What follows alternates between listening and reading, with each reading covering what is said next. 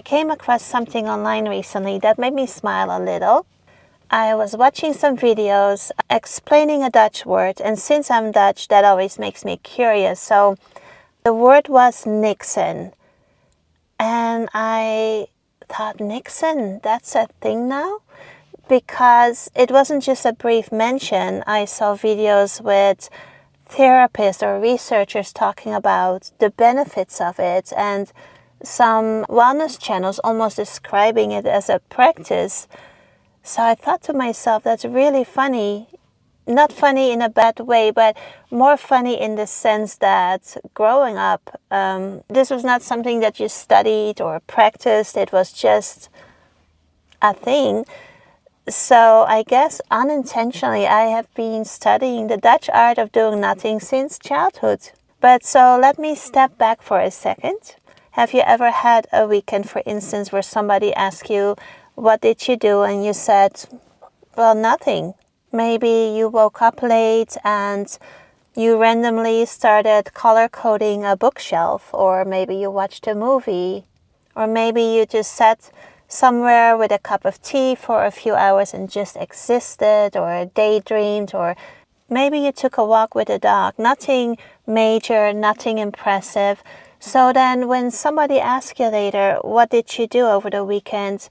And even though you really enjoyed it, you just don't have, nothing excited to report. And in Dutch, we have a word for that, which is niksen. Niks means nothing, and when you put en at the end, it becomes a verb, niksen, so it just means doing nothing. And just to be clear, when we say doing nothing, it doesn't mean that you are inactive, but it just means that you're not doing anything structured or goal-oriented. Growing up in the Netherlands, Niksen wasn't like a concept like mindfulness or Tai Chi. It wasn't something that you scheduled, or it wasn't a practice. It was just something that happened on a day where, nothing specific was going on. If somebody asked you what you did and you would just say, a little bit of Niksen, people would just say, okay, they wouldn't think twice about it. It simply means that you didn't have any plans.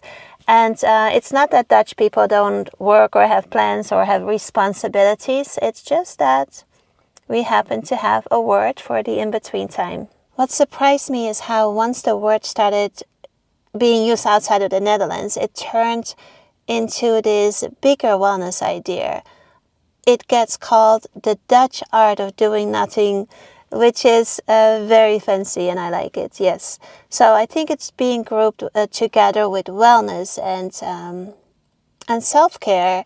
And I get it, it does sound thoughtful and it sounds intentional, but growing up it never felt intentional, it just felt very normal.